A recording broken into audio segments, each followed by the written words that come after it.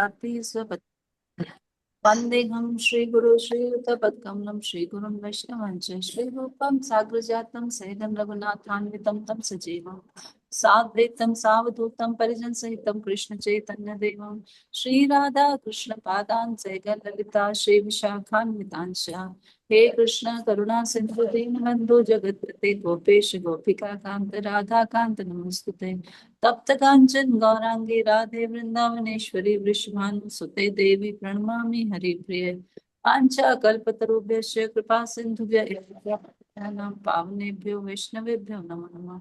जय श्री कृष्ण चैतन्य प्रभु नित्यानंद श्री अद्वैत गदाधर श्रीवासादि गौर भक्त वृंदा हरे कृष्णा कृष्णा कृष्णा हरे हरे हरे राम राम राम हरे हरे। नमो विष्णुपादाय कृष्णप्रेष्ठाय भूतले श्रीमद् भक्तिवेदांत स्वामिनि नामिने नमस्ते सारस्वते देवे गौरवाणी विचारिणे निर्विशेष शून्यवादी पाश्चात्य देश तारिणे प्रभुपाद की जय।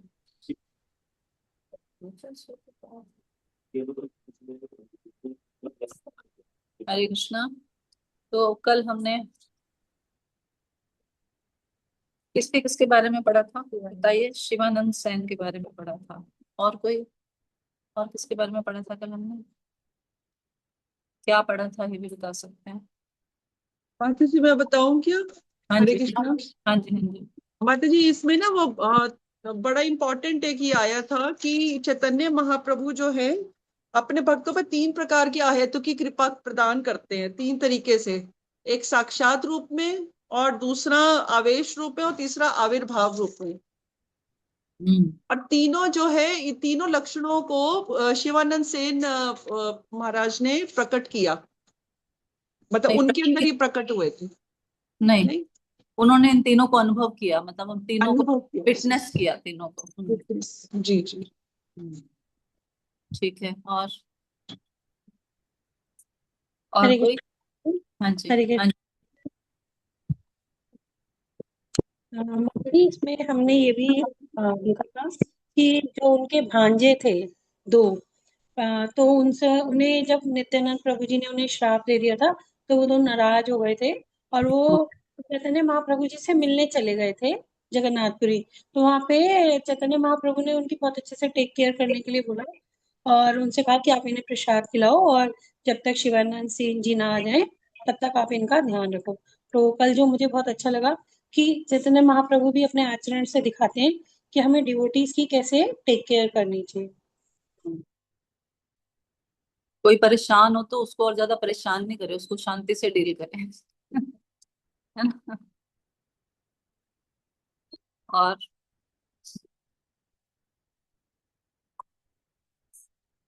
और ऐसे ही कई भक्तों में होता है, कई बार ना किसी का विश्वास किसी चीज से हट जाता है। जैसे उनका विश्वास हट गया एकदम नित्यानंद प्रभु के ऊपर से ना, कि देखो देखो कैसे श्राप दे दिया, इतने बड़े होकर इतना सब कुछ होके उनका विश्वास एकदम हिल गया।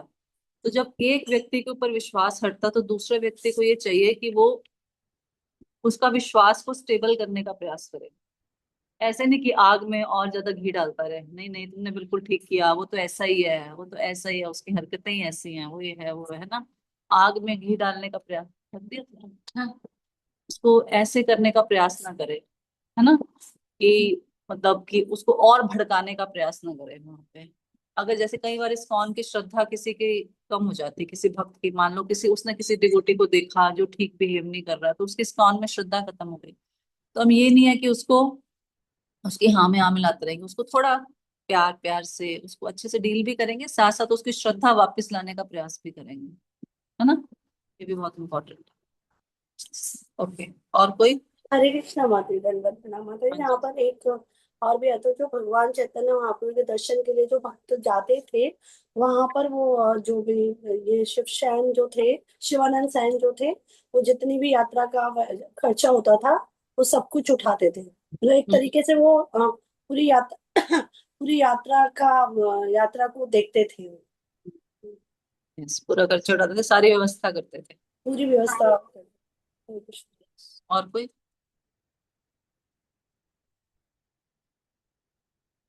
ठीक है, आगे चलो।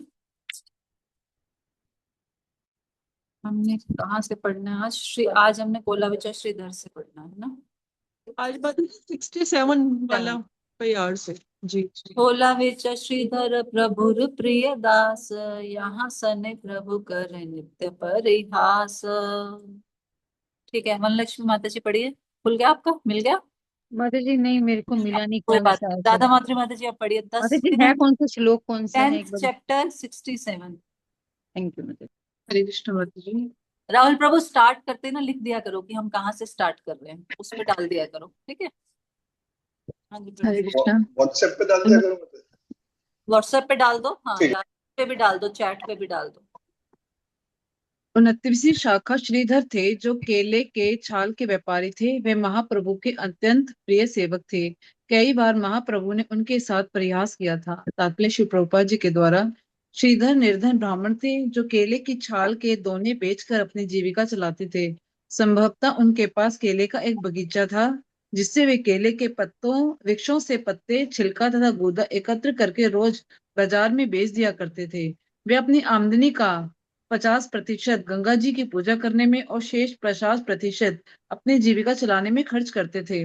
जब श्री चैतन्य महाप्रभु ने काजी की आज्ञा का उल्लंघन करके अवज्ञा आंदोलन चलाया, तो श्रीधर प्रसन्नता से नाचने लगे थे। महाप्रभु इनके जल पात्र से पानी पिया करते थे। श्रीधर ने सची माता सची देवी को श्री चैतन्य महाप्रभु द्वारा संन्यास ग्रहण करने के पूर्व पकाने के लिए कद्दू दिया था। वे प्रतिवर्ष महाप्रभु का दर्शन करने जगन्नाथपुरी जाया करते थे। कभी कर्णपुर के अनुसार श्रीधर वृंदावन के एक गोप थे, जिसका नाम कुसुमा सब था। गौर गौणोदेश दीपिका में कहा गया है, खेलो वेचता ख्यात पंडिता श्रीधर ध्वज असित ब्रज हसे करोया नमना कुसुमा सब। कृष्ण लीला में कुसुमा सब नामक ग्वाल बाल ही बाद में श्री चैतन्य महाप्रभु की लीला के समय नवद्वीप में खोला बेचा श्रीधर बना। हरे कृष्ण। तो देखिए, हर हर किसी का जो ओरिजिनल स्वरूप है वो बता रहे हैं यहाँ पे, है ना? हम इसको बोलते हैं ना स्वरूप है। जैसे हर किसी जीव का भगवान के धाम में कोई ना कोई स्वरूप है, तो इन सब का जो ओरिजिनल स्वरूप है वो सब बता रहे हैं कि कौन कौन सी सखी है, कौन कौन सा ग्वाल बाल है। भगवान चैतन्य की लीला में कोई ऐसे ऐरा गैरा ठहरा नहीं जा सकता। स्पेशल, हर व्यक्ति कोई स्पेशल था, वो यहाँ पे आया और उन्होंने। तो इनका तो हमने पता ही है हमें कि गंगा जी की पूजा करते थे, तो अगर 50% गंगा जी की पूजा करने में लगा देते थे, जितनी भी आमदनी होती थी। इतना मुश्किल है, सोचिए। हमें बोलते हैं 50% आप दान दे दो, तो हमारे लिए कितना मुश्किल होता है। बोलते हैं ना कि हर गृहस्थ को 50% अपनी इनकम का दान देना चाहिए कृष्णा कॉन्शियसनेस में। प्रभुपाद ने दिया है, लेकिन हमारे लिए तो कितना, प्रभुपाद ने, रूप गोस्वामी ने, उन्होंने सबने दिया है। तो लेकिन हमारे लिए कितना मुश्किल है ना, ये सोचना भी कि 50% हम दे दें। लेकिन यहाँ पर क्या कह रहे हैं, 50% गंगा जी की पूजा करने में और 50% अपनी जीविका चलाने में खर्च करते थे ना। तो चलो 50% नहीं, एटलीस्ट 10% तो हम में से हर किसी को अपनी इनकम में से कृष्णा कॉन्शियसनेस में दान देना चाहिए, नित्य प्रति। तभी एक सेवा शुरू की अभी हमने, नित्य सेवा ना। उस नित्य सेवा में क्या है, रेगुलर डोनेशन, कि जितनी भी इनकम हो रही है उसमें से एटलीस्ट 10% हमें जरूर दान देनी चाहिए। इससे क्या होता है, आज मैं बड़ा अच्छा लेक्चर सुन रही थी हिज होलीनेस भक्ति वेदांत रुक्मिणी कृष्ण महाराज का, हमारी टेम्पल में दिया हुआ लेक्चर था उनका। तो उन्होंने बताया था कि जहां होगी हमारी रति, वहीं होगी हमारी मति। रति, है ना, जहां हमारी आसक्ति होगी वहीं हमारी मति जाएगी। तो अपनी रति को क्या करना पड़ेगा, सेट करना पड़ेगा कि रति कहाँ जा रही है।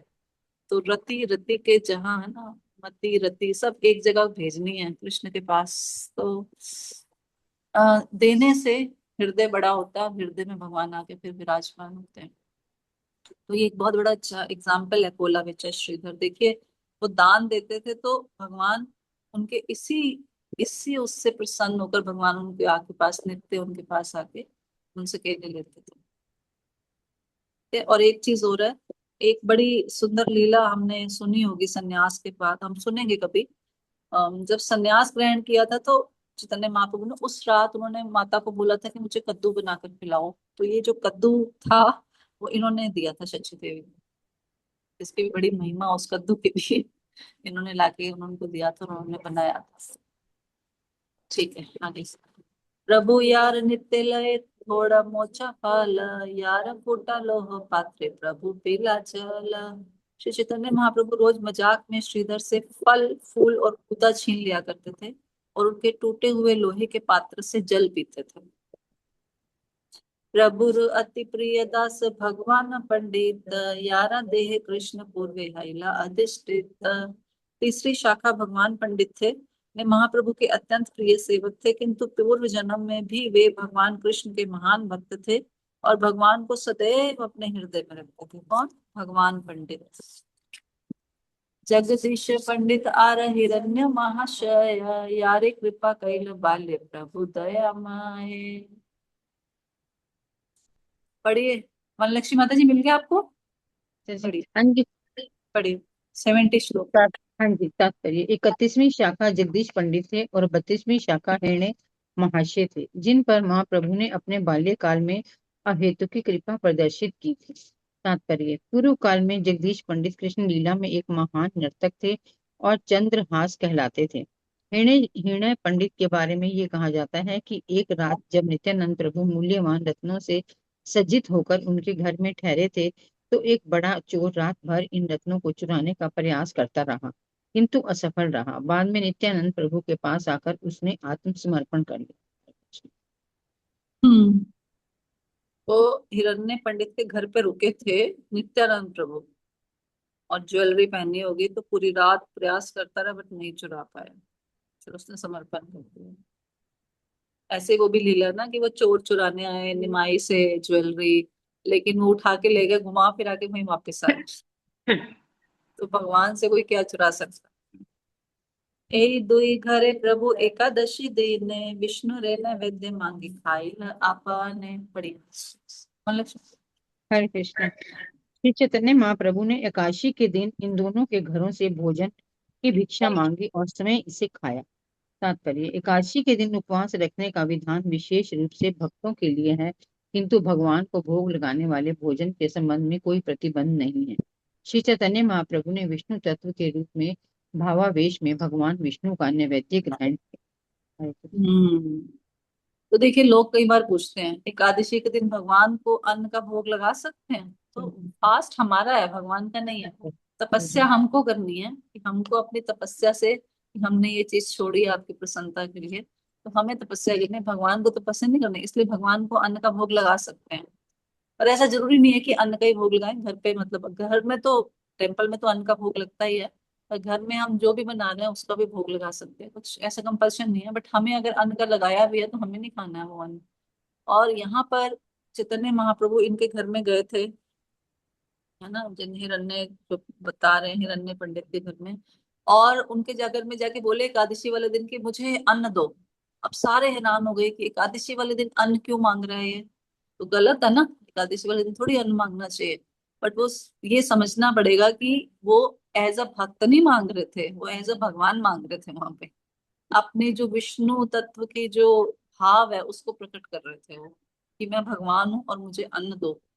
हाँ, तो कई बार हमें देखने में लगता है अगर इसको एक्सप्लेनेशन नहीं पढ़े होंगे, अगर प्रभुपाद एक्सप्लेनेशन नहीं देंगे लोग हमें लगेगा अरे अन्न क्यों खा रहे हैं ऐसे, चैतन्य महाप्रभु भक्त के रूप में आए हैं। तो एक्सप्लेनेशन से समझ में आता है, जब टीचर समझाते हैं तभी हमें समझ में आता है कि उसका कारण क्या है। आगे। प्रभु रूपड़ु या दुई पुरुषोत्तम संजय, व्याकरण दुई शिष्य दुई महाशय। पढ़िए। हरे कृष्ण। अनुवाद 33वें और 34वें शाखाएं पुरुषोत्तम एवं संजय नामक चैतन्य महाप्रभु के दो शिष्य थे, जो व्याकरण में सिद्ध हस्त थे। वे महापुरुष थे। तात्पर्य वे ये दोनों विद्यार्थी नवद्वीप के निवासी थे और संकीर्तन आंदोलन में महाप्रभु के प्रथम पार्षद थे। चैतन्य भागवत के अनुसार पुरुषोत्तम संजय मुकुंद संजय के पुत्र थे, किंतु श्री चैतन्य चेतामृत के लेखक ने स्पष्ट कर दिया कि पुरुषोत्तम तथा संजय एक नहीं अपितु अलग अलग दो व्यक्ति थे।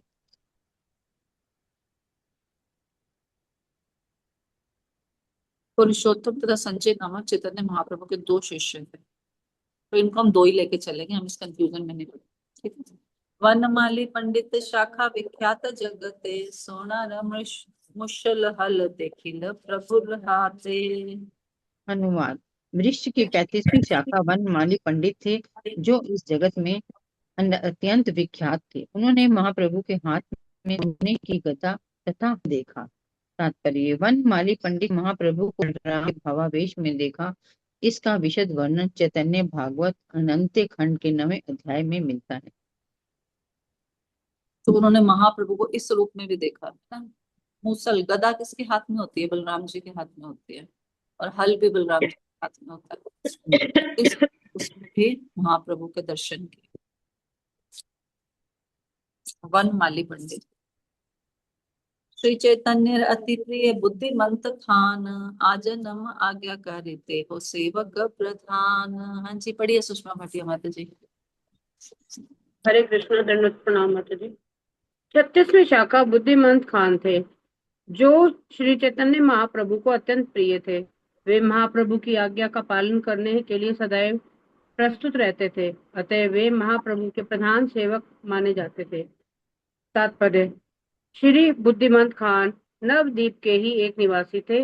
वे अत्यंत धनी थे और उन्होंने श्री चैतन्य महाप्रभु के विवाह विष्णु प्रिया से कराने की व्यवस्था की थी, जो स्थानीय जमींदार के पुरोहित सनातन मिश्र की पुत्री थी। उन्होंने विवाह का सारा खर्च अपनी ओर से किया था। जब महाप्रभु वायु व्याधि से ग्रस्त हो गए, तब बुद्धिमंत खान ने उनके इलाज तथा दवाइयों से हुआ सारा खर्च स्वयं ही वहन किया था। वे कीर्तन आंदोलन में महाप्रभु के नित्य पार्षद थे। जब महाप्रभु ने चंद्रशेखर आचार्य के घर में देवी लक्ष्मी की भूमिका संपन्न की थी, तब इन्हीं ने महाप्रभु के सारे गहनों की व्यवस्था की थी। जब महाप्रभु जगन्नाथपुरी में रह रहे थे, तब ये उन्हें मिलने के लिए गए थे। तो महाप्रभु की जब सेकंड मैरिज हुई थी ना विष्णु प्रिया से, पहले लक्ष्मी प्रिया से हुई थी, फिर दूसरे विष्णु प्रिया से, उस विवाह को कराने का सारा खर्च इन्होंने ही लिया था। अगर आप मायापुर परिक्रमा में जाओगे तो वहाँ राजा सुवर्ण सेन का घर आता है गोद्रुम द्वीप में। तो वो बताते हैं कि जो राजा सुवर्ण सेन थे वो बाद में इस बुद्धिमत खान के रूप में आए थे, और उन्होंने ही सारा खर्च, क्योंकि सुवर्ण सेन उस समय में उनके पास बहुत सोना था, तो उन्होंने फिर ये सारी व्यवस्था की थी। मैंने कहीं पे पढ़ा था कि इनको खान क्यों लिखते हैं, बट मुझे याद नहीं आ रहा। आपको याद है? मुसलमान नहीं है। हाँ, फिर क्यों? एक हिंदू में भी खान होता है। खां होता है, खान नहीं लिखना मतलब चाहिए। एक तो लिखा तो मैं कहीं पढ़ा था मैंने इसका, मुझे याद नहीं आ रहा एग्जैक्ट ना कि क्यों खान लिखते हैं। खां होता है या खान होता है, जो भी है। तो ये मुसलमान नहीं है, कहीं हम सोचे कि खान है तो ये मुसलमान है, ये हिंदू ही थे। और तो महाप्रभु की सेवा इन्होंने बहुत की है ना। एक बार महाप्रभु को वायु व्याधि, वात का रोग हो गया, सारी दवाइयां इन्होंने खर्च की। तो खर्च करने में बहुत बड़ा दिल था इनका। और जो कहने भी बता रहे हैं कि जब वो लक्ष्मी जी का रूप धारण करके ड्रामा में पार्टिसिपेट किया था ना, तो सारे गहने भी इन्होंने वहां पे व्यवस्था किए थे। बुद्धिमंत खान। गरुड़ पंडित लय श्री नाम मंडल, नाम बले विषया रे न करिल बल। अंजुकुल माता जी पढ़िए आप।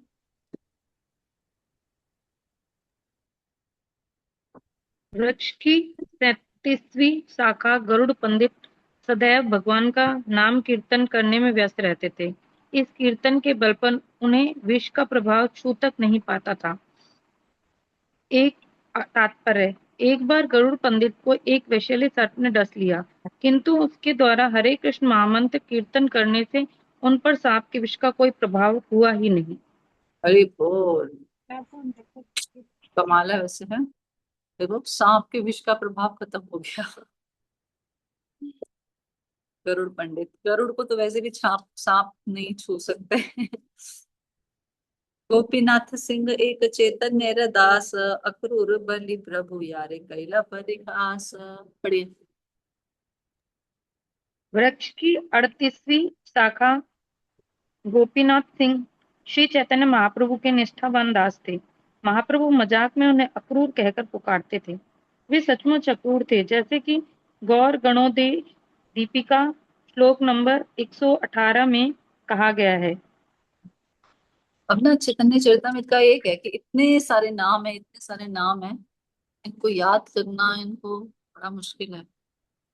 इतने सारे नाम आ रहे हैं ना, गोपीनाथ सिंह, गरुड़ पंडित, बुद्धिमंत खान, और क्या था, बनमाली पंडित, पुरुषोत्तम और संजय, जगदीश पंडित और हिरण्य महाश।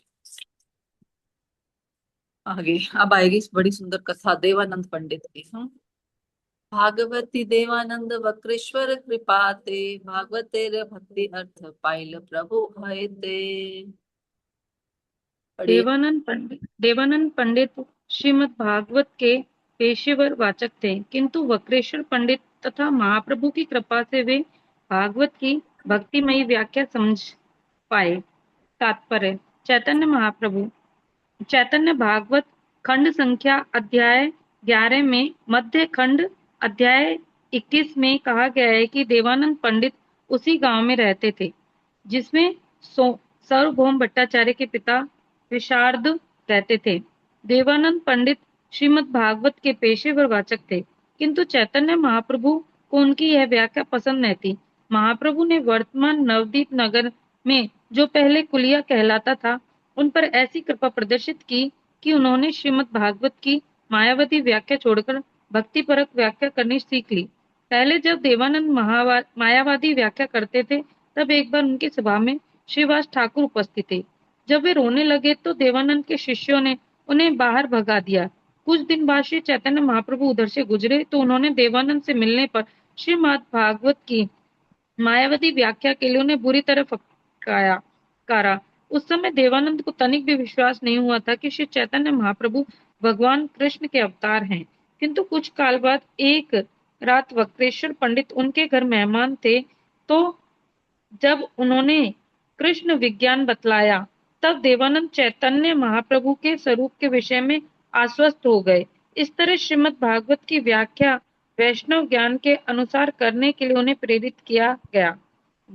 गौर गणोदेश दीपिका 106 में बतलाया गया है कि पूर्व जन्म में वे भृगुरी मुनि थे, जो नंद महाराज के घर में वैदिक साहित्य सुनाने वाली सभा पंडित थे।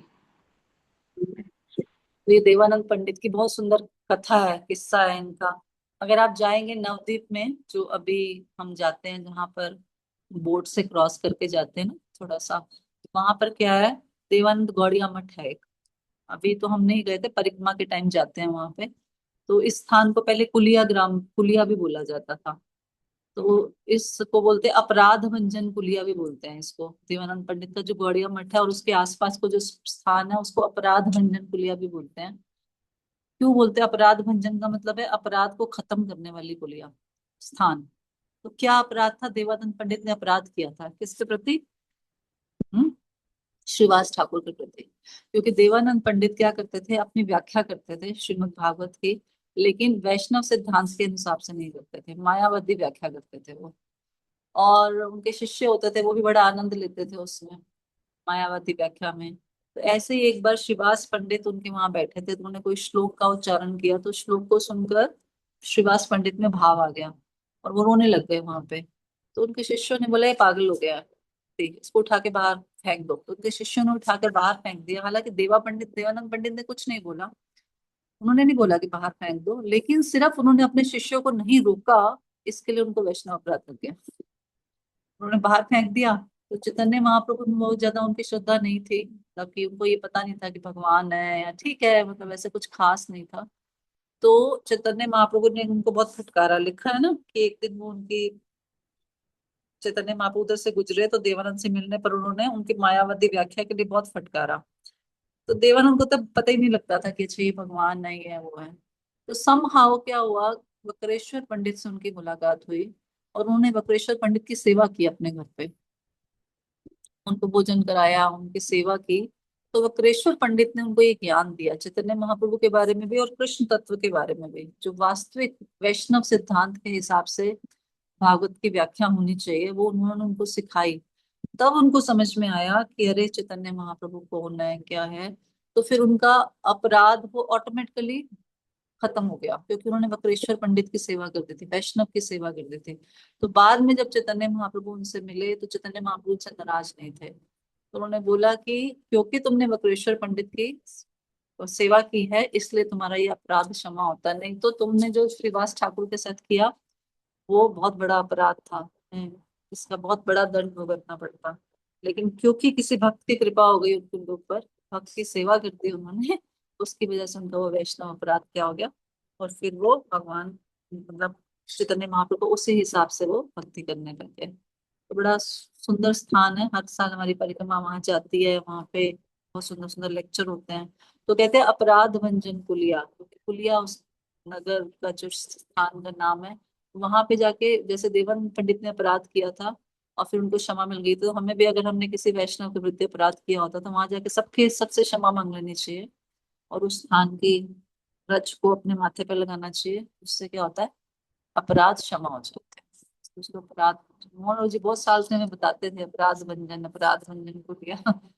मैंने पिछले 2-3 साल पहले ही देखा उसको परिक्रमा, पहले परिक्रमा में वहां लेके नहीं जाते थे, लेकिन अभी पिछले 3-4 साल से उन्होंने परिक्रमा में लेके जाना शुरू कर दिया वहां पर। फिर हमने उस स्थान के दर्शन किए थे। ठीक है। तो ये देवानंद पंडित का है, ये वहीं पर है, नवदीप जाते हैं ना हम जब धामेश्वर महाप्रभु के वहां पे जाते हैं, तो धामेश्वर नाव से उतरेंगे तो राइट पे जाएंगे तो धामेश्वर महादेव, नाव से उतरेंगे लेफ्ट पे जाएंगे तो फिर देवानंद पंडित जी का आ जाएगा। पूरा बहुत बड़ा सा बना हुआ है, वहां से अपने टेम्पल से भी दिखता है, काफी बड़ा, लंबी लंबी, वैसे जैसे चर्चिस जैसा बना हुआ, ऊपर गोल गोल उनका मठ बना हुआ है। ठीक है, आगे सुनते हैं। खंडवासी मुकुंद दास श्री रघुनंदन, नर हरिदास चिरंजीव सुलोचन, यही सब महाशाखा चैतन्य कृपा धाम, प्रेम फल फूल करे यहाँ तहाँ दान। हाँ जी, अनुराधा माता जी पढ़िए। हरे हरे कृष्ण। कृष्ण। हरे कृष्ण माता जी। हाँ जी। श्रीखंड वासी मुकुंद तथा उनके पुत्र श्री रघुनंदन उस वृक्ष की 39वीं शाखा थे। नरहरि 40वीं, चिरं चिरजीव 41वीं और सुलोचन 42वीं शाखा थे। ये सभी श्री चैतन्य महाप्रभु रूपी कृपा धाम वृक्ष की बड़ी बड़ी शाखाएं थी। इन्होंने भगवत प्रेम रूपी फल फूलों को सर्वत्र वितरित कर दिया। तात्पर्य शिला प्रभुपाद द्वारा। शिला प्रभुपाद की जय। श्री मुकुंद दास नारायण दास के पुत्र तथा नरहरि सरकार के बड़े भाई थे। इनके दूसरे भाई का नाम माधव दास था और पुत्र का नाम रघुनंदन दास था। आज भी रघुनंदन दास के वंशज कटवा के 4 मील पश्चिम के श्रीखंड नामक गांव में रह रहे थे, जहां पहले रघुनंदन दास रहा करते थे। रघुनंदन दास का एक पुत्र था जिसका नाम कानाई था और जिसके 2 पुत्र हुए। पहला मदन राय जो नरहरि ठाकुर के शिष्य थे और दूसरा वंशीवदन। अनुमान है कि इस वंशावली में कम से कम 400 व्यक्ति हुए होंगे। इन सबके नामों का रिकॉर्ड श्रीखंड ग्राम में है। गौर गणोदेश दीपिका 175 में बतलाया गया है कि विंदा देवी नामक गोपी ही मुकुंद दास बनी। ये श्रीखंड गांव में रहते थे और श्री चैतन्य महाप्रभु को अति प्रिय थे। उनकी अद्भुत भक्ति और कृष्ण प्रेम का वर्णन चैतन्य चरितामृत मध्य लीला के 15वें अध्याय में मिलता है। भक्ति रत्नाकर की 18वीं लहर में बताया गया है कि रघुनंदन श्री चैतन्य महाप्रभु के विग्रह की सेवा किया करते थे। नरहरि दास सरकार अत्यंत प्रसिद्ध भक्त थे। चैतन्य मंगल के सुविख्यात लेखक लोचन दास ठाकुर इन्हीं के शिष्य थे। चैतन्य मंगल में कहा गया है कि श्री गदाधर दास तथा नरहरि सरकार श्री चैतन्य महाप्रभु को अत्यंत प्रिय थे, किंतु इसका कोई विशेष उल्लेख नहीं है कि वे श्रीखंड गांव के निवासी थे। चिरजीव तथा सुलोचन दोनों ही श्रीखंड के निवासी थे, जहां उनके वंशज आज भी रह रहे हैं। चिरंजीव के 2 पुत्रों में ज्येष्ठ पुत्र रामचंद्र कविराज श्रीनिवास आचार्य के शिष्य तथा नरोत्तम दास ठाकुर के घनिष्ठ पार्षद थे।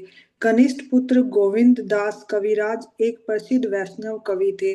चिरंजीव की पत्नी का नाम सुनंदा था और दामोदर सेन कविराज उनके ससुर थे। चिरंजीव पहले गंगा नदी के तट पर स्थित कुमार नगर गांव में रहा करते थे।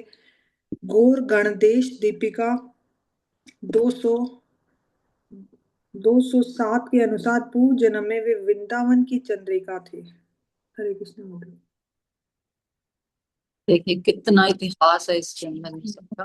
अब आपने ये सारे नाम थोड़े थोड़े कहीं ना कहीं किसी ना किसी लेक्चर में सुने होंगे, लेकिन अभी उनकी हिस्ट्री बता रहे हैं। एक तो मुकुंद दत्त थे, वो अलग थे, है ना।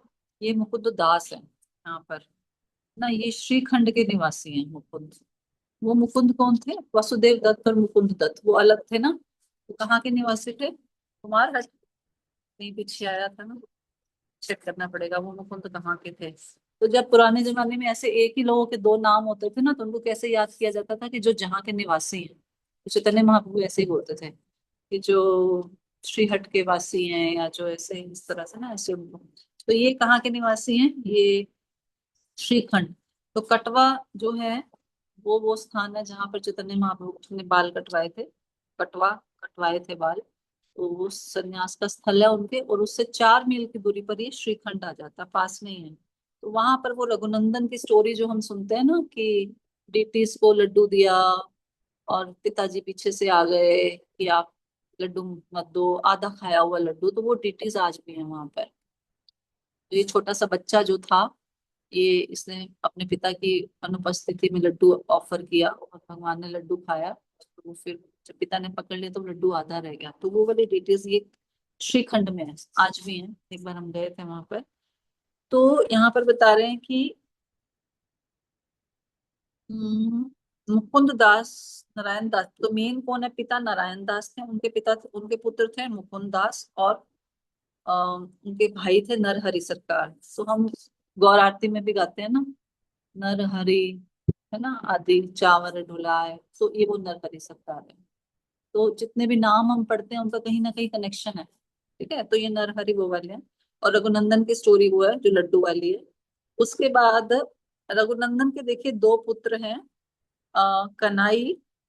एक पुत्र था कनाई, जिसके फिर दो पुत्र हुए, मदन राय और दूसरा वंशीवदन, ना।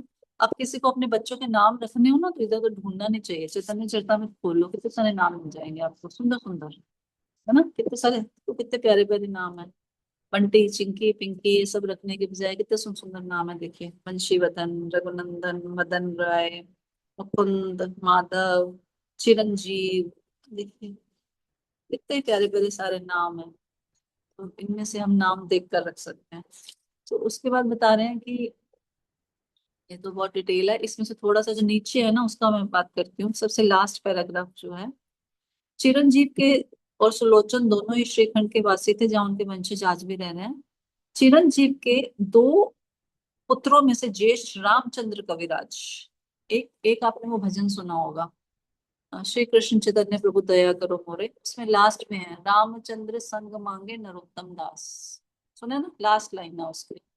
तो वो रामचंद्र, भगवान रामचंद्र का संग नहीं मांग रहे हैं, वो ये वाले रामचंद्र का संग मांग रहे हैं। ये दिखा है ना यहाँ पे, रामचंद्र कविराज श्रीनिवास आचार्य के शिष्य तथा नरोत्तम दास ठाकुर के घनिष्ठ पार्षद थे। तो वो किसका संग मांग रहे हैं? अपने फ्रेंड का संग मांग रहे हैं, साधु संग मांग रहे हैं वहां पे। है कि नहीं अद्भुत? मतलब वहां पे वो भगवान का संग नहीं कह रहे। पहले कितने सारे लोग ऐसे ही सोचते होंगे कि वो रामचंद्र मतलब भगवान राम का संग मांग रहे हैं। नहीं, वो कह रहे हैं कि साधु का संग मिलेगा तो सब कुछ हो जाएगा। तो अपने इस मित्र का संग मांग रहे हैं नरोत्तम दास ठाकुर वहां पर। रामचंद्र संग मांगे नरोत्तम दास। और देखिए बता रहे हैं कि गोविंद दास, कितने सारे भजन हम गाते हैं, गोविंद दास भी उसमें आता है ना। हाँ, प्रार्थना करे सदा नरोत्तम दास या गोविंद दास, ऐसे आते हैं भजनों में, कई भजन में आता है। याद है किसी को कोई भजन, है ना? तो गोविंद दास पे अभिलाष, ऐसे कोई भजन आता है, भी याद नहीं आ रहा मुझे भी। तो ये सारे पोइट्स थे। कौन कौन?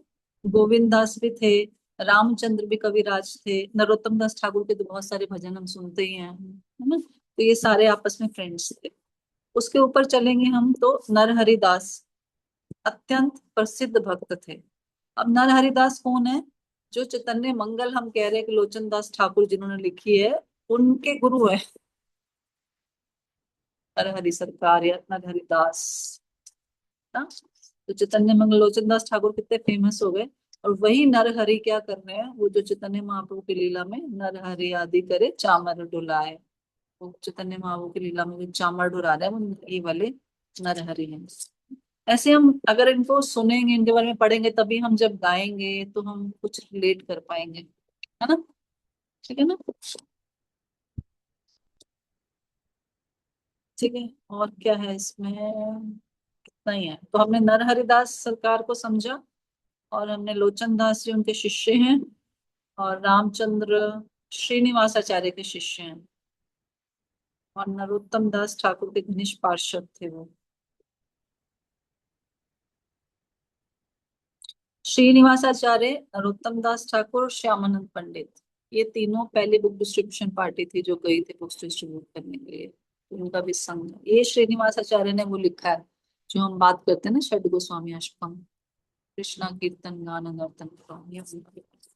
तो धीरे धीरे हम सुनते रहेंगे तो हमें थोड़ा याद हो जाए, मुझे भी याद हो जाएगा, मुझे भी याद है। आगे चलते हैं। कुलीन ग्राम वासी सत्यराज रामानंद, यदुनाथ पुरुषोत्तम शंकर विद्यानंद। सत्यराज, रामानंद, यदुनाथ, पुरुषोत्तम, शंकर तथा विद्यानंद, ये सभी 20वीं शाखा से संबंधित थे। वो कुलीन ग्राम के निवासी थे। पीछे हमने कौन सा ग्राम पढ़ा था अभी, कुलिया, है ना, अपराध भंजन कुलिया था, वो कुलिया था, ये कुलीन ग्राम है। वाणीनाथ वसु आदि यत ग्रामी जन, सबे चैतन्य वृत्त चैतन्य प्राणधान। वाणीनाथ वसु की अगुवाई में कुलीन ग्राम के सारे निवासी चैतन्य महाप्रभु के सेवक थे, और चैतन्य महाप्रभु उनके एकमात्र प्राण तथा धन थे। प्रभु कहे कुलीन ग्राम मेरे ये है कुकर से मोर प्रिय अन्य जन रहो दूर। महाप्रभु ने कहा औरों की बात जाने दे, कुलीन ग्राम का कुत्ता भी मेरा प्रिय मित्र है। कुलीन ग्रामीण भागे कहे न आए, शुकर चराए डोम से है कृष्ण गाए। कुलीन ग्राम के सौभाग्य के विषय में कोई कुछ वर्णन नहीं कर सकता। वह इतना दिव्य है कि झाड़ू देने वाले भी सुअर चराते समय हरे कृष्ण महामंत्र का कीर्तन करते हैं। ये वही कुलीन ग्राम है ना जहां से रस्सियां जाती थी, वही है ना। पीछे क्या क्या नाम था जो रस्सी लेके जाते थे, हाँ, सत्यराज खान रस्सी लेके जाते थे। अनुपम वल्लभ श्री रूप सनातन, ऐ तीन शाखा वृक्ष पश्चिमे सर्वोत्तम। यस, माधवी प्यारी दासी माता जी, आपको पढ़ना है, बहुत बड़ा है। बोलिए। हरे कृष्ण माता जी, थैंक यू। बहुत बड़ा है, थोड़ा थोड़ा करके पढ़ेंगे ताकि। ठीक है। वृक्ष के पश्चिम की ओर की 43वीं और 44वीं तथा 45वीं शाखाएं श्री सनातन, श्री रूप तथा अनुपम थे। ये सबसे श्रेष्ठ थे। तात्पर्य श्रील प्रभुपाद जी के द्वारा, श्रील प्रभुपाद जी की जय। श्री अनुपम जीव गोस्वामी के पिता तथा श्री सनातन गोस्वामी श्री रूप गोस्वामी के छोटे भाई थे। उनका पहले का नाम वल्लभ था, किंतु चैतन्य महाप्रभु से भेंट होने के बाद महाप्रभु ने उनका नाम अनुपम रख दिया। ये तीनों भाई मुसलमान सरकार में काम करते थे, अतएव उन्हें मल्लिक की उपाधि दी गई थी। हमारा अपना परिवार कलकत्ता के महात्मा गांधी मार्ग के मलिकों से संबंधित है। हम उनके राधा गोविंद मंदिर में प्राय दर्शन करने जाते थे। उनका संबंध इसी परिवार से है जिससे हमारा है। हमारा गोत्र गौतम है, और जो गौतम मुनि की गुरु शिष्य परंपरा से हैं, और हमारा कुल नाम दे है। चूंकि उन्होंने मुस्लिम सरकार में जमींदारों का पद ग्रहण कर रखा था, इसलिए वे मलिक कहलाए। इसी तरह रूप सनातन तथा वल्लभ को भी मलिक पदवी मिली थी। मलिक का अर्थ है स्वामी या मालिक। जिस प्रकार अंग्रेजी सरकार धनी और सम्मानित व्यक्तियों को लार्ड की उपाधि देती थी, उसी प्रकार मुसलमानों ने मलिक की उपाधि उन धनी सम्मानित परिवारों को दी जिनका सरकार से घनिष्ठ संबंध था। यह पदवी न केवल मुसलमानों में पाई जाती है, अपितु हिंदू कुलीन वर्ग में भी पाई जाती है। ये पदवी किसी एक परिवार तक ही सीमित नहीं है, ये विभिन्न परिवारों तथा जातियों को प्रदान की जाती है, और इसे पाने की योग्यताएं हैं धन तथा मान सम्मान। सनातन गोस्वामी तथा रूप गोस्वामी भरद्वाज गोत्र के थे, जिससे ज्ञात होता है कि उनका परिवार भरद्वाज मुनि के वंश तथा अथवा गुरु शिष्य परंपरा से था।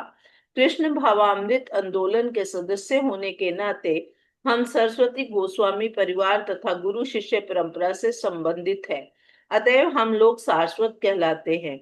अतएव गुरु को शाश्वत देव कहकर नमस्कार किया जाता है। नमस्ते सारस्वते देवे, जिसका उद्देश्य श्री चैतन्य महाप्रभु के संप्रदाय का प्रचार करना है। गौरवाणी प्रचारने तथा निर्विशेषवादियों एवं शून्यवादियों से शास्त्रार्थ करना। निर्विशेषवादी शून्यवादी पाश्चात्य देश तारिणे। ये सनातन गोस्वामी, रूप गोस्वामी, अनुपम गोस्वामी का भी धर्म था। एक मिनट, हरे कृष्ण। देखिए ये देखिए यहाँ पर क्या बताया जा रहा है। अतएव गुरु को सारस्वत देव कहकर नमस्कार किया जाता है। नमस्ते सारस्वते देवे। तो जब हम प्रभुपा जी का प्रणाम मंत्र बोलते हैं, हम क्या बोलते हैं? नमो ओम विष्णु पादाय कृष्ण पृष्ठाय भूतले श्रीमते भक्ति वेदांत स्वामिन इति नामिने नमस्ते सारस्वती देवी नहीं है, सारस्वते देवे। यानी कि जो सरस्वती है ना, भक्ति सिद्धांत सरस्वती महाराज के जो शिष्य हैं उनको सारस्वते, कुंती के पुत्र को कौनते, हाँ वो मात्रा लग जाती है उसमें।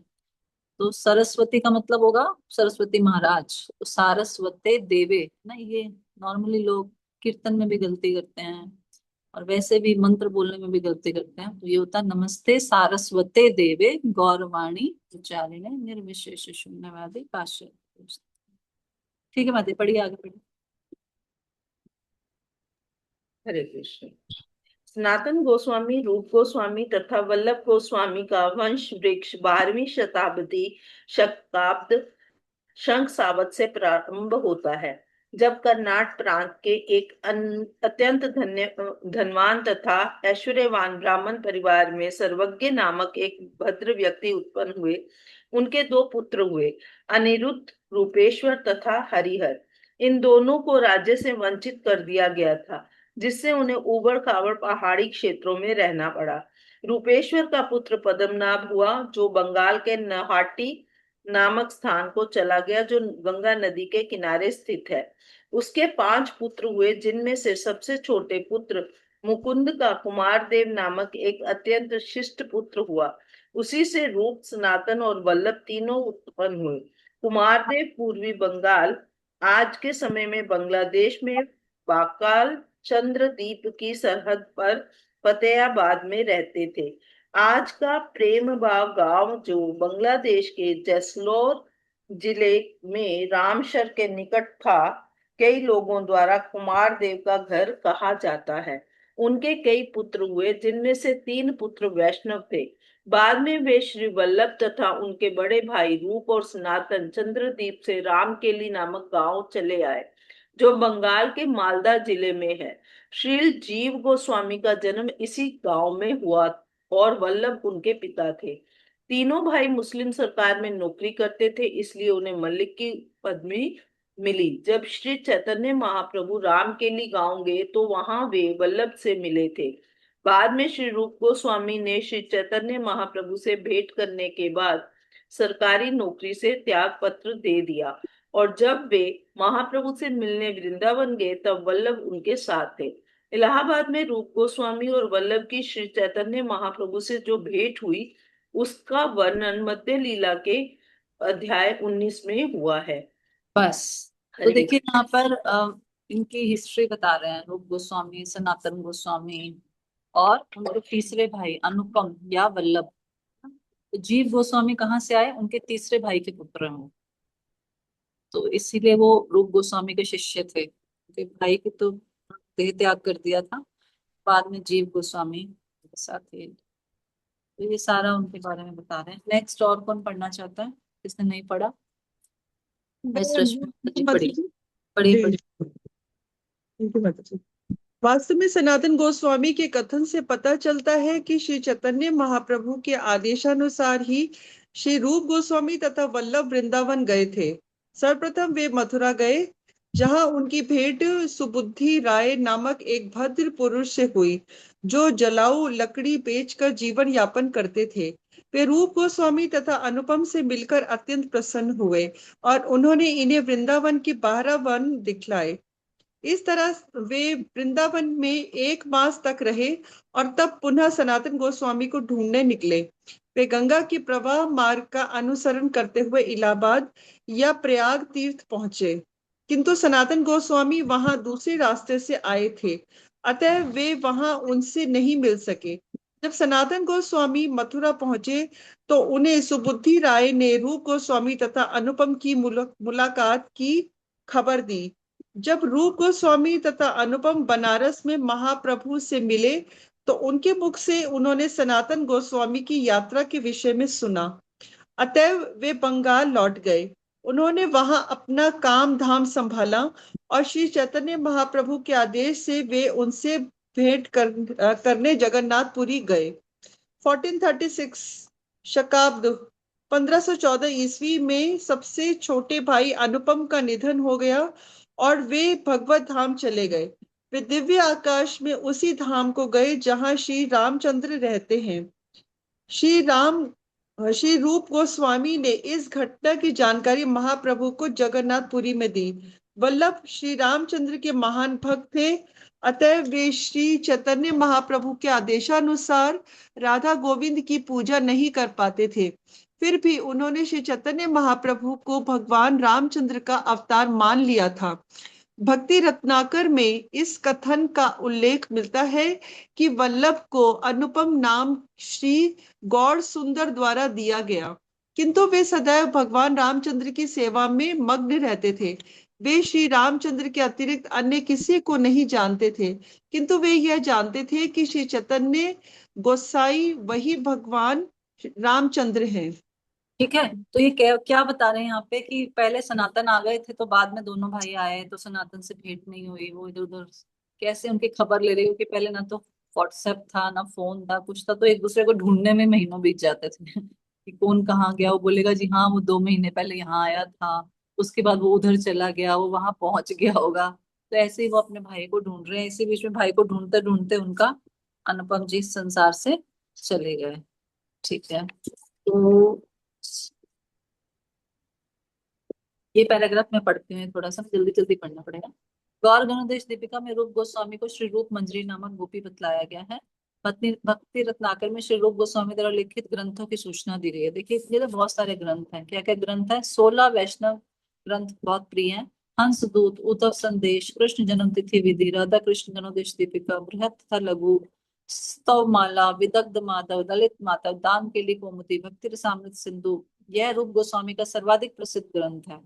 उज्जवल नीलमणि, आख्यात चंद्रिका, मथुरा महिमा, पद्यावली, नाटक चंद्रिका, लघु भागवतामृत, इसमें से एक को पढ़ने में हमें पूरा जीवन लग जाएगा। उन्होंने कितने सारे लिखते, एक को पढ़ने में और समझने में मेरे लिए तो बहुत मुश्किल है।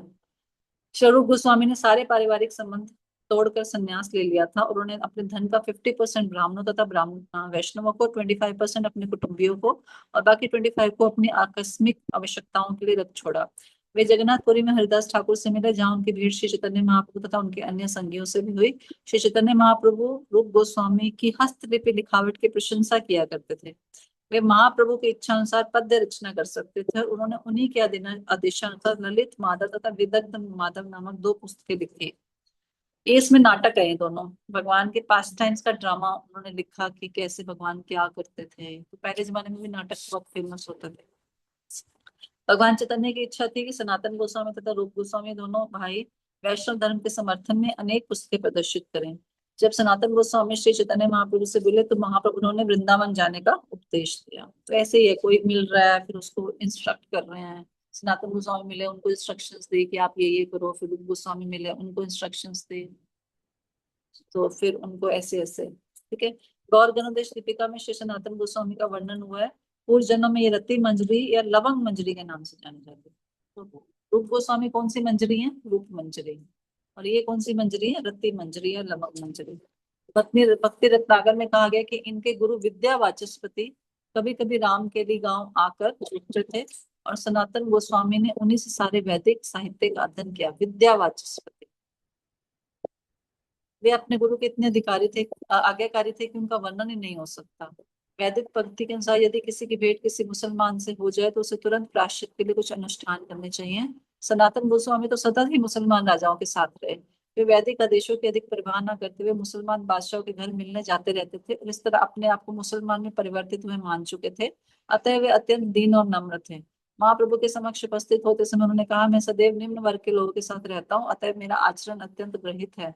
वास्तव में वे सम्मानित ब्राह्मण परिवार के थे, किंतु वे अपने आश्रम को नीच मानने के कारण कभी ब्राह्मणों के बीच में नहीं जाना चाहते थे, अपितु वे सदैव नीची जाति के लोगों के साथ रहते थे। उन्होंने हरिभक्ति विलास, ये बहुत फेमस ग्रंथ है, हरिभक्ति विलास, और श्रीमद् भागवत के 10वें स्कंद का वैष्णव तोषणी नामक भाष्य लिखा।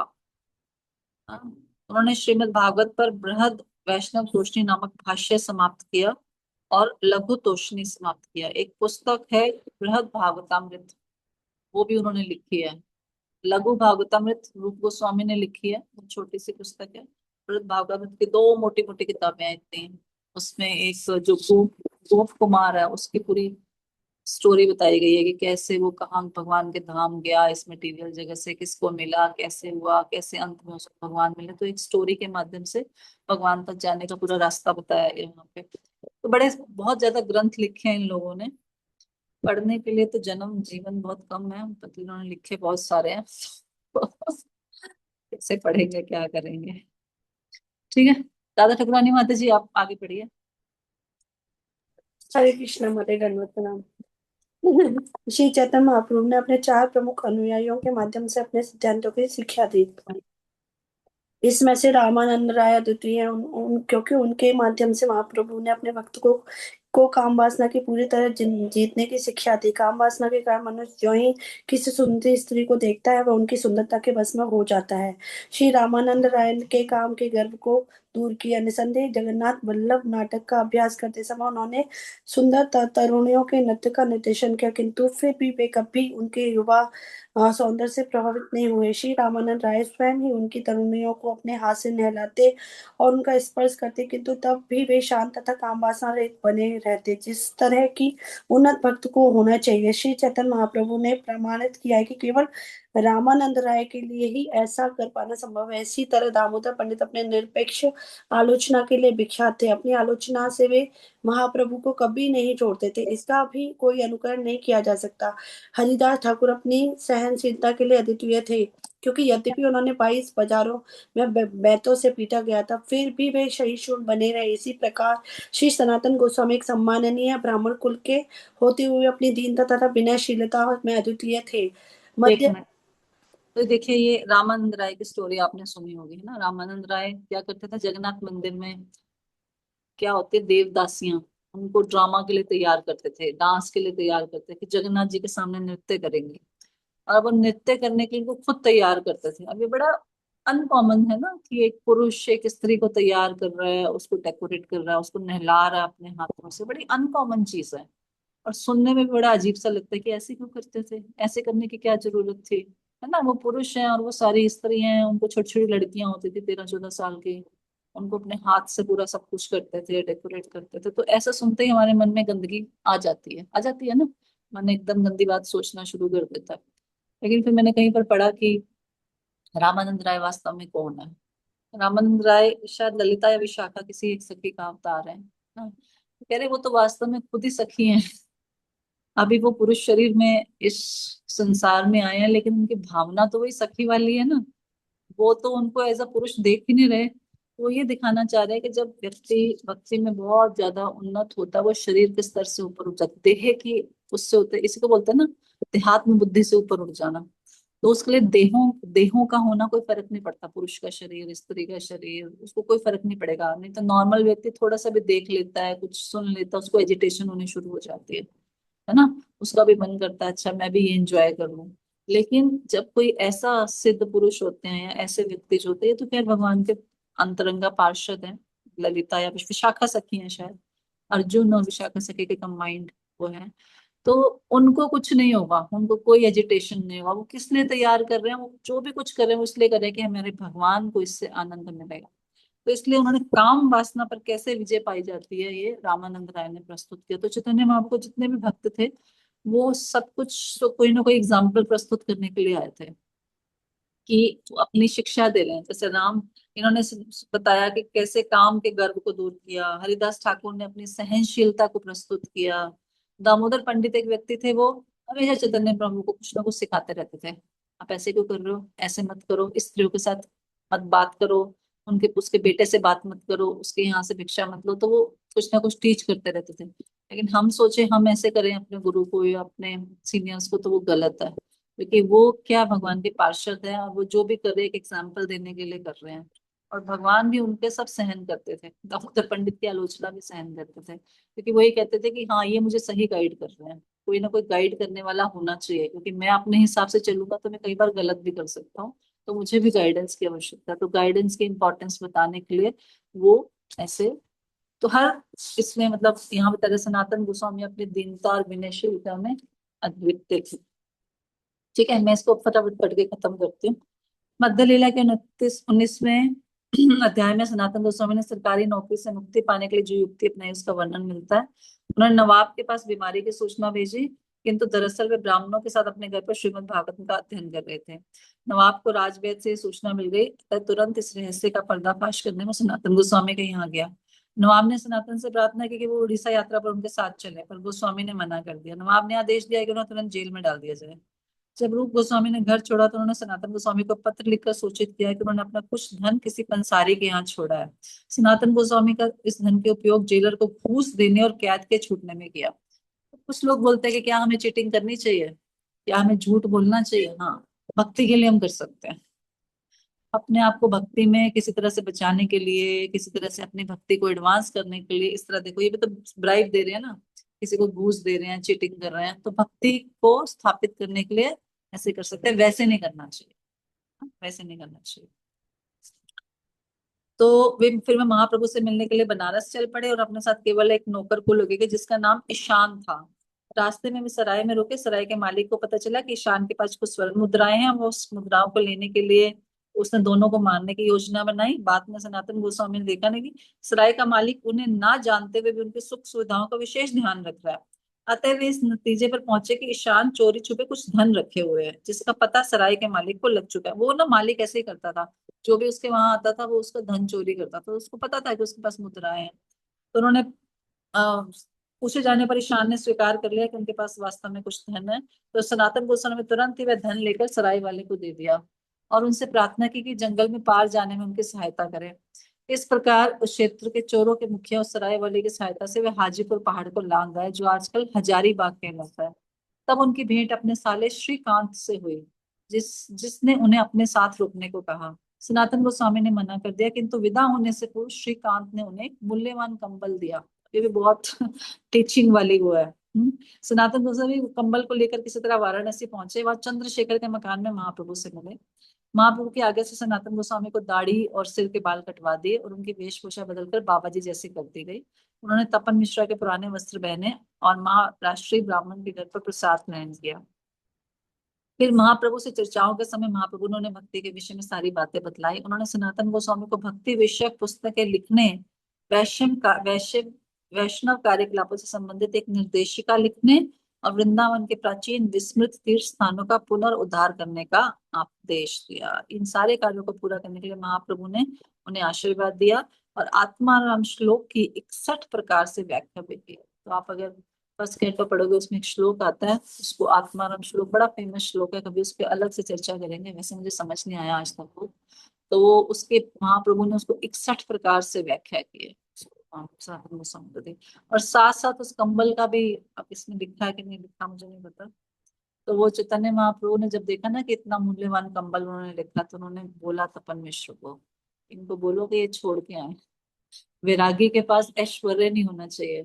तो वो गंगा नदी के तट पर गए, तो वहां कोई गरीब सा व्यक्ति था, उसको अपना कंबल दिया उन्होंने, और उसका फटा हुआ कंबल लेकर जब वापस आए तो चैतन्य महाप्रभु खुश हो गए।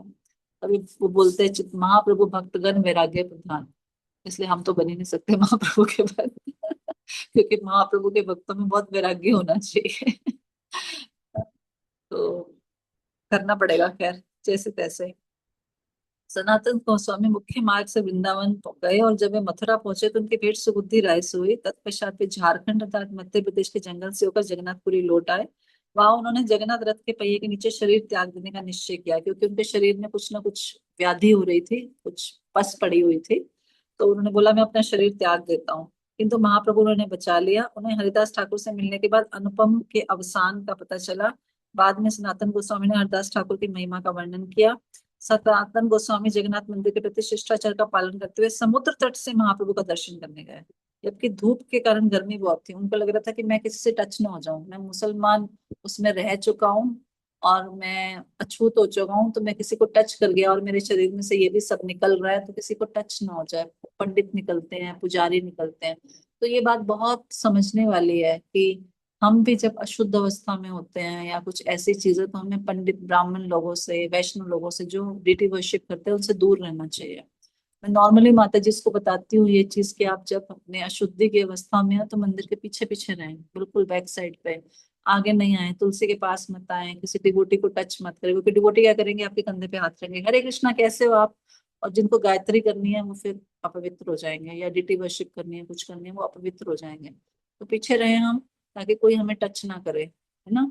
तो ये लेसन है यहाँ से, क्योंकि वो व्यक्ति जब फिर ऑल्टर में जाएगा या अपने घर में वर्शिप करेगा, तो फिर उसको फिर से, उसको तो पता नहीं है कि क्या है, अशुद्धि हो जाती है। बेटर ये होता है कि हम थोड़ा सा प्रिकॉशंस लें, ऐसे अपने उसमें दूर रहें से, है ना। श्रवण कर सकते हैं, लेक्चर अटेंड कर सकते हैं, बट पीछे, बिल्कुल पीछे, सबसे दूर रह के, भगवान की किसी भी चीज को टच नहीं। ठीक है। तो सनातन गोस्वामी जगन्नाथ मंदिर के प्रति शिष्टाचार का पालन करते हुए वहां गए। उन्होंने जगदानंद मंदिर से प्रार्थना की कि उन्हें वृंदावन वापस जाने की अनुमति दी जाए। चैतन्य महाप्रभु ने सनातन गोस्वामी के चरित्र की प्रशंसा की और उनके शरीर को आध्यात्मिक मानकर उनका उल्लंघन किया। महाप्रभु ने आदेश दिया कि सनातन गोस्वामी 1 वर्ष तक जगन्नाथपुरी में रहें। उसके बाद जब वो वृंदावन लौटे तो पुनः रूप गोस्वामी से मिले और दोनों भाई चैतन्य महाप्रभु के आदेशों को पूरा करने के लिए वृंदावन में रहे। वह स्थान जहाँ श्री रूप गोस्वामी और सनातन स्वामी पहले रहते थे, आज तीर्थ स्थल बन गया है। यह गुप्त वृंदावन के नाम से जाना जाता है और अंग्रेज बाजार से लगभग 8 मील दूरी में स्थित है। कहाँ पर? आज भी निम्नलिखित स्थानों के दर्शन देता है, वृंदावन में, है ना। श्री मदन मोहन विग्रह है, केली कदम वृक्ष जिसके नीचे रात में श्री चैतन्य महाप्रभु सनातन गोस्वामी से मिले, रूप सागर, एक बड़ा तालाब जिसका पुनरुद्धार रूप गोस्वामी के द्वारा किया गया, मंदिर की मरम्मत तथा तालाब के पुनर्निर्माण के लिए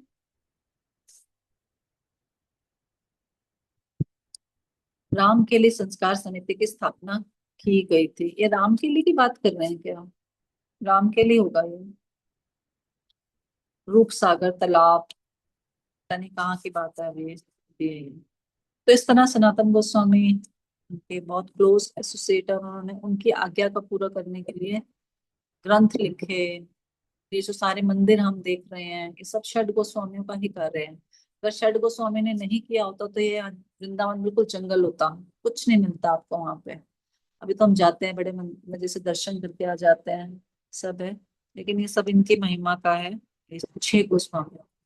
अगर हम इस्कॉन में नहीं आते तो शायद हमें 6 गोस्वामियों के बारे में भी पता नहीं चलता, और हम सोचते हैं कि हाँ हाँ वृंदावन के मंदिर तो पहले से ही हैं, सब ऐसे ही हैं, लेकिन ये नहीं पता कि इन्होंने कितनी मेहनत की है उसमें। इसलिए हमारे आचार्य हैं, इसलिए हमें इनको प्रणाम करना चाहिए, इनकी कृपा की याचना करनी चाहिए, हम भी कुछ कर सके भक्ति में, थोड़ा बहुत कुछ हाथ पैर मार सके। ठीक है, धन्यवाद। हरे कृष्णा। किसी को कुछ कहना तो कह सकते हैं, कृष्णा को पूछ सकते हैं। यस, बोलिए। हरे कृष्णा माता जी। हाँ जी। माता जी, हम जैसे उनकी जो चैतन्य महाप्रभु के डिवोटीज होते हैं वो वैरागी होते हैं, और हमने अभी पीछे पढ़ा है तो वक्रेश्वर पंडित जो हैं वो तो मतलब बहुत ऐश्वर्य में रहते थे। पुंडरीक विद्यानिधि, हम्म। पुंडरीक विद्यानिधि थे। हाँ, पुंडरीक विद्यानिधि। हाँ, लेकिन वो ऐश्वर्य जो भी धारण कर रहे थे ना, वो बाहरी था, अंदर से बहुत विरक्त थे वो, तभी तो वो है ना, एक श्लोक पढ़ा और उनका चेंज हो गया। हम तो हजारों श्लोक पढ़ चुके हैं, हमें कुछ होता ही नहीं है। वो एक्सटर्नल था उनका कि वो सारी फैसिलिटीज, लेकिन एक श्लोक पढ़ने मात्र से उनमें भाव उत्पन्न हो गया। तो फर्क है ना कि बाहरी रूप से चाहे जैसे भी वो रह रहे थे, लेकिन अंदर से वो पूरी तरह से कृष्ण के प्रति आसक्त थे। तो जो ऐसे हो सकता है वो बाहरी रूप से भी धारण कर ले तो कोई बात नहीं। हम्म। ठीक है माता जी। वही मैं आज लेक्चर सुन रही थी ना, वो महाराज का भक्ति वेदांत रुक्मिणी महाराज का, तो वही बता रहे थे कि आंतरिक, कल भी पदम नयन प्रभु जो मायापुर से आए हुए हैं, वो भी यही बता रहे थे कि आंतरिक रूप से वैराग्य, आंतरिक रूप से स्थिति उन्नत होनी चाहिए। बाहरी रूप से तो जो कर रहे हैं वो एक्सटर्नल है, वो दिखावे के लिए कि ये कर लो वो कर लो ये कर लो, उसकी कोई काउंटिंग नहीं है, अंदर से होना चाहिए वैराग्य भी और सब कुछ। यस नीरज शर्मा माता जी। हरे कृष्ण माता जी। हाँ माता जी। जी क्वेश्चन उससे था, जैसे आपने एकादशी की बात की थी ना अभी क्लास से पहले, एकादशी का चल रहा था अन्न का भोग लगाने का, तो माता जी हम गाय को रोटी दे सकते हैं एकादशी वाले दिन की नहीं देना चाहिए? हाँ हाँ दे सकते, व्रत हमारा है। गाय तो वैसे भी कहीं ना कुछ खाएगी। जी, क्योंकि कई बार इन लोग चाहते हैं तो एकादशी का व्रत नहीं रखते, उन्होंने कहा हमने उद्यापन कर दिया है तो उनके लिए खाना बनता है, तो गाय की रोटी निकलती है, तो हमें देना चाहिए कि नहीं देना चाहिए, या उस दिन दान करना चाहिए कि नहीं करना चाहिए?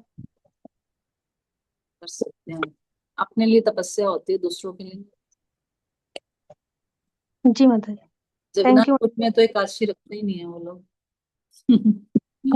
हाँ तो राइस भी खाए जाते हैं। हमेशा ही अन्न बनता है वहां पे, पर हमारे प्रभुपाद ने हमें बोला इसलिए हमें रखना चाहिए। गाय को तो दे सकते हैं, आई थिंक कुछ कोई प्रॉब्लम नहीं। ठीक है, और ठीक, कुछ, थैंक यू माता और किसी को कुछ कहना है? हरे कृष्णा माता जी, दंडवत प्रणाम। हाँ जी। माता जी आप एक बार बता रहे थे कि डिवोटी लोग तभी अगर कुछ ठीक ठाक से कपड़े या कुछ पहनते हैं, बाहरी दिखावा जैसे कि आप बता रहे हैं, वो इसलिए कि प्रचार कार्य में लगे होते हैं।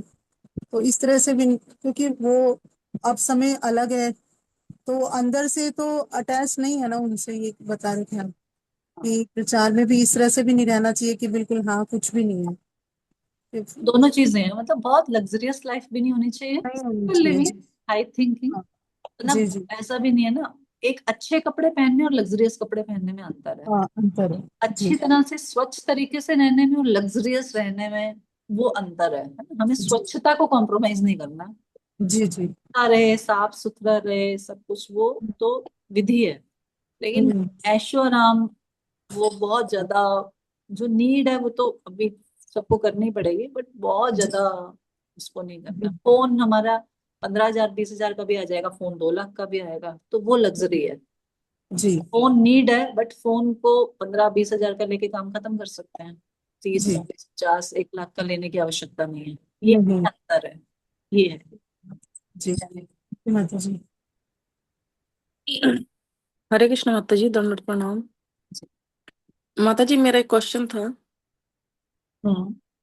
ये जैसे आप एकादशी की बात कर रहे थे माता जी, जैसे हम लोग जैसे कभी मान लो कि हम लोग जगन्नाथपुरी गए और एकादशी पड़ गई, तो वहां पर हमें क्या करना चाहिए? एकादशी रखनी चाहिए या क्या करें? फिर वहां तो प्रसाद खाते भी हैं, बोलते नहीं खाएं तो फिर। हमें नहीं खाना चाहिए। हम जो इस्कॉन को फॉलो कर रहे हैं, प्रभुपाद को फॉलो कर रहे हैं, हमें नहीं खाना चाहिए। अच्छा, नहीं बोलते हैं ना कि भाई वहां पे पुरी में जाते हैं तो वहां तो अन्न खाते ही हैं, जैसे तो वहां खाना पड़ता है वो जैसे वो। खाते होंगे, वो धाम के वासी हैं, वो खाते होंगे, हम तो नहीं खाते। हम तो जितनी बार भी जाते हैं काशी रखते हैं, नहीं खाने को कुछ मिल रहा अपने टेम्पल चले जाओ, वहाँ इस्कॉन में वो आपको आलू तो दे ही देंगे वो, नहीं तो फ्रूट्स खा लें हम लोग। हम जो अच्छा फॉलो कर रहे हैं अपने सिस्टम को, हमें नहीं, हम तो कभी नहीं खाते। काशी पे भी हम कितनी बार वहां होते हैं, बट नहीं खाते ऐसे। वो ठीक। धामवासी जैसा मर्जी करे, वो धामवासियों की अपनी वो है, हम अच्छा, धामवासी नहीं है ना। हाँ हम जी, हाँ। प्रभुपाद के फॉलोअर्स हैं, तो हमें जो सिखाया जा रहा है हम वही करेंगे बस। ठीक है माता जी, हरे कृष्ण। और कुछ, मैं और श्रीपति माता जी हम सोच रहे थे कि थोड़ा सा ना आधा घंटा हम सुबह भी भागवतम अध्ययन करें, क्योंकि बहुत सारे लोग सुबह रात को भी नहीं आ पाते। तो हमने सोचा था 11 से 11:30 हम थोड़ा रीडिंग, जस्ट फॉर रीडिंग 11 से 11:30 हम एक भागवतम शुरू करके ना रेगुलर बेसिस, क्योंकि शाम की क्लास थोड़ी ऊपर नीचे भी हो जाती है, क्योंकि शाम को कुछ कुछ प्रोग्राम्स भी रहते हैं। तो आप में से कुछ लोग समझते हैं कि सुबह करना चाहिए या आधा घंटा, 11 से 11:30 से लोग? जी। माता जी साढ़े माता जी मॉर्निंग वाली सही है। ठीक है, तो श्रीपति माता जी हम दोनों करेंगे, मतलब मॉर्निंग भी इवनिंग भी, सुबह हम माता जी हमारी भक्ति शास्त्र की क्लास होती है। कोई नहीं, जो भक्ति शास्त्री पढ़ वो ना आए। नौकरी भी है हमारी 3 दिन, थ्री कौन? डेज की तो होगी, फिर हम मिस करेंगे। फिर भागवतम का भी अपनी आपकी अट्रैक्शन है माता आपकी जी। क्लास हम 12 बजे करा देंगे, 12 से 2। हरी बोल, फिर तो बहुत ही बढ़िया हो जाएगा माता जी। मैं बोल दूंगी जय कृष्ण।